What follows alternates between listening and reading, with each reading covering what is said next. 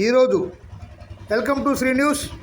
జరుగుమల్లి మండలం బెట్టగుంట గ్రామం టీడీపీ నాయకులు ఎర్ర కిరణ్ గారి దశ కార్యక్రమంలో పాల్గొన్న కొండేపి టీడీపీ అధినాయకులు దామచర్ల పూర్ణచంద్రరావు, బిలాల్ హోటల్స్ అధినేత షేక్ లియాఖత్, పెద్దబాబు, పోకూరు రవీంద్ర, మల్లేని పెరుమాళ్ళు, షేక్ యస్తాని, బొడ్డు రమేష్ మొదలగు వారు పాల్గొన్నారు.